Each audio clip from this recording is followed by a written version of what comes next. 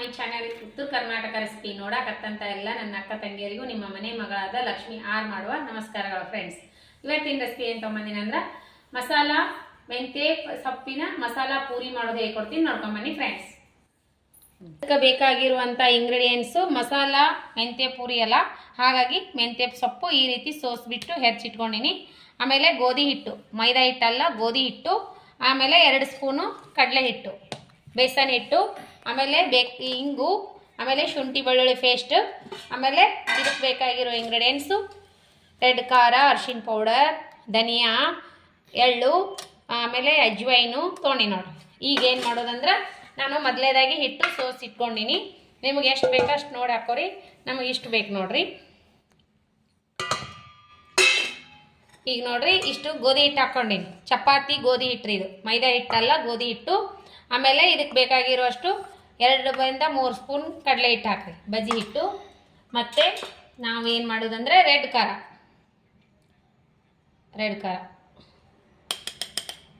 ಆಮೇಲೆ ಅರಿಶಿನ ಪೌಡರ್, ಆಮೇಲೆ ಸ್ವಲ್ಪ ಅಜ್ವೈನ್ ಇದು ಹಾಕ್ರಿ, ಮಸ್ತ್ ಟೇಸ್ಟ್ ಆಗುತ್ತೆ. ಈ ರೀತಿ ಮಾಡಾಕ್ರಿ ಅಜ್ವೈನು. ಆಮೇಲೆ ಎಳ್ಳು, ಸ್ವಲ್ಪ ಎಳ್ಳು ಹಾಕ್ರಿ, ನೀವು ಬೇಕಿದ್ರೆ ಹಾಕ್ಬೋದು, ಬೇಡ ಸ್ಕಿಪ್ನು ಮಾಡ್ಬೋದು. ನಾನು ಹಾಕಿದ್ರೆ ಚೆನ್ನಾಗಿರುತ್ತೆ ಅಂತ ಹಾಕ್ತೀನಿ ಎಳ್ಳು.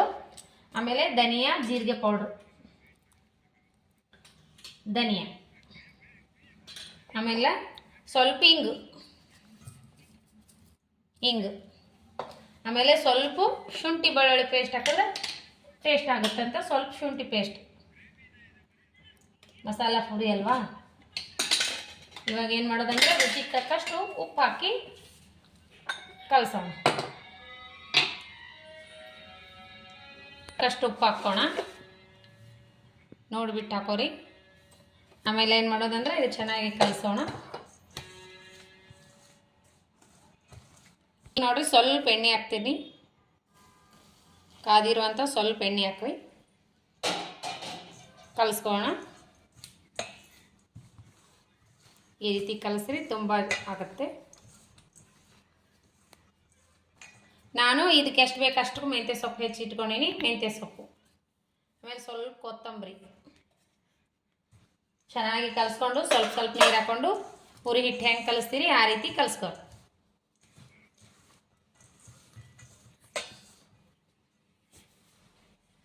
ಮೊದಲು ಚೆನ್ನಾಗಿ ಈ ರೀತಿ ತಿಕ್ಕಿ ಬಿಟ್ಟು ಕಲಸಿ, ಈ ರೀತಿ ಮಾಡಿರಿ, ಎಲ್ಲ ಬೆರಿತೈತಿ.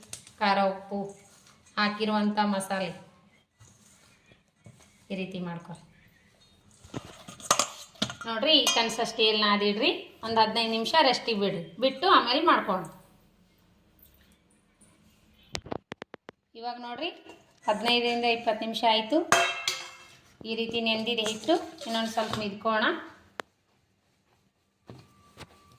ಟೈಮ್ ಇದ್ದರೂ ಇನ್ನೂ ಬಿಟ್ಟರು ನಡಿತೈತಿ.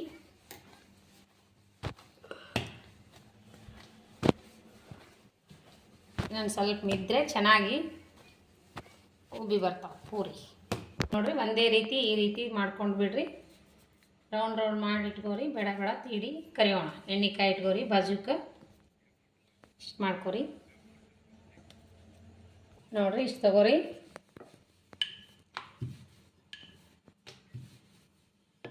ಈ ರೀತಿ ತೀಡಿ ಎಣ್ಣೆಕಾಯ್ದದ ಒಂದು ಪೂರಿ ಹಾಕೋಣ.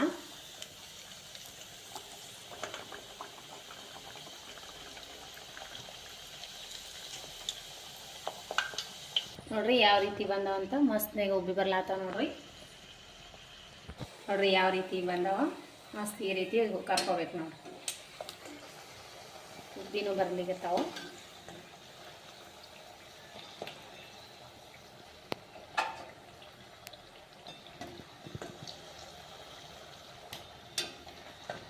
ಪೂರಿ ಹೀಗೆ ಬಂದಿವೆ, ಮೆಂತ್ಯ ಮಸಾಲೆ ಪೂರಿ ಹೀಗೆ ಬಂದಿವೆ. ನೋಡಿ ಎಷ್ಟು ಮಸ್ತ್ ಬಂದಾವಂತ, ಉಬ್ಬಿ ಬಂದಾವು, ಮಸ್ತ್ ಟೇಸ್ಟ್ ಆಗ್ತಾವ. ಈ ರೀತಿ ಮಾಡ್ಕೊರಿ. ಇದ್ರ ಜೊತೆಗೆ ಏನು ಬೇಡ, ನಾನು ಮೊಸರು ಒಂದು ಸಣ್ಣದಾಗಿ ಹಿಂಗೆ ಹಾಕಿ, ಜೀರಿಗೆ ಹಾಕಿ, ಸಾಸಿವೆ ಹಾಕಿ ಪಾಣಿ ಹೊಡೆದೀನಿ. ಸೂಪರ್ ಆಗಿದೆ ನೋಡಿ. ಅದರೊಳಗೆ ಮೊಸರು, ಅದ್ರ ಜೊತೆ ಏನೋ ಬೇಕಾಗಿಲ್ಲ, ಮಸ್ತ್ ಆಗ್ತಾವೆ. ಮಕ್ಕಳು ದೊಡ್ಡವರು ತುಂಬಾ ಇಷ್ಟಪಡ್ತಾವೆ, ಮಂದಿ ಎಲ್ಲ.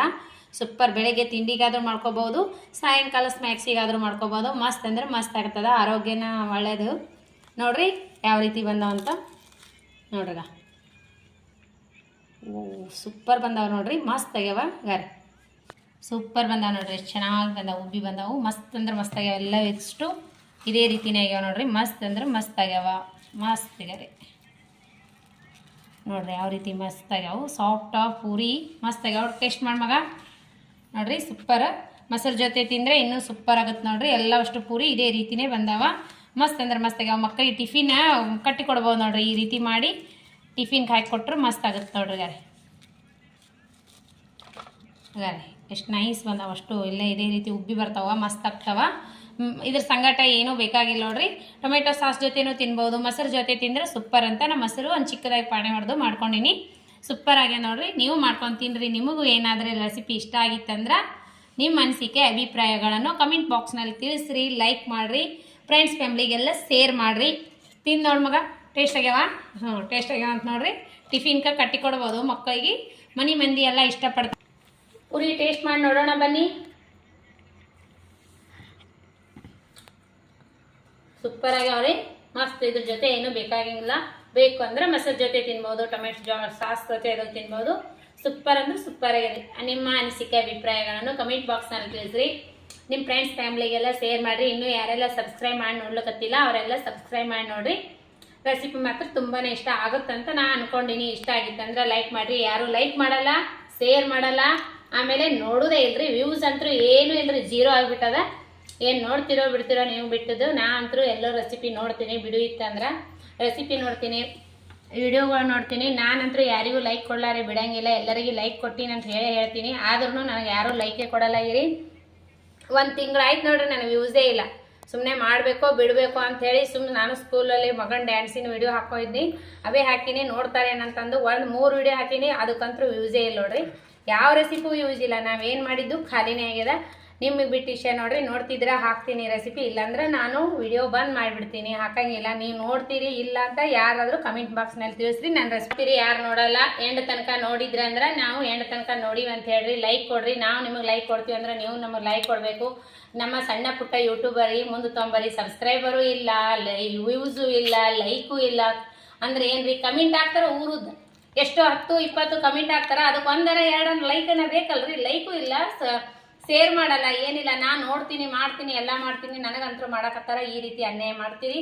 ನೀವು ಬಿಟ್ಟು ವಿಷಯ ನೋಡ್ತಿರೋ ಬಿಡ್ತಿರೋ.